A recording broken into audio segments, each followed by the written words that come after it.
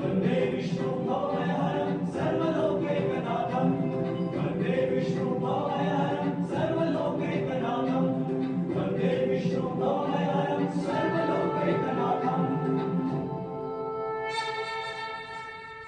భీతి చెందవలసిన ఆవశ్యకత లేదు. యాదవ శ్రేష్ఠ వసుదేవ,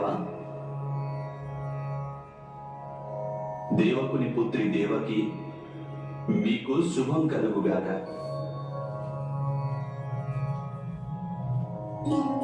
హిరణ్యాక్షుడు ఆనాడు భూమిని జలంలో ముంచివేసినప్పుడు నేను వరాహావతారమెత్తి పుడమిని ఉద్ధరించాను.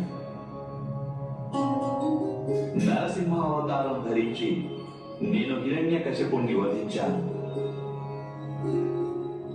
వామనావతారం ధరించి నేను బలి చక్రవర్తిని పాతాళ లోకానికి పంపించాను. ఎప్పుడెప్పుడు మనిషి ధర్మ మార్గాన్ని విస్మరిస్తాడో, ఎప్పుడైతే వారి హృదయంలో మానవతాభావం నశిస్తుందో, ప్రేమ స్థానంలో ప్రతీకారం, అలాగే కరుణ స్థానంలో అహంకారం జనిస్తాయో, రాజు తన ప్రజలపైనే దారుణాలు చేస్తాడు, సత్యానికంటే ఎక్కువగా అధికారంపై మోహం పెరుగుతుందో, అప్పుడు లోక కళ్యాణార్థం నేను జన్మిస్తుంటాను.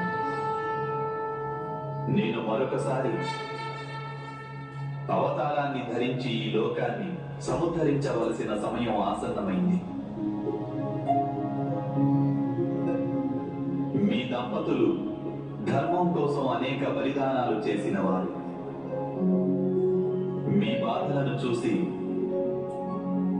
స్వర్గంలోని దేవతలు కూడా శోకతప్తులైనారు.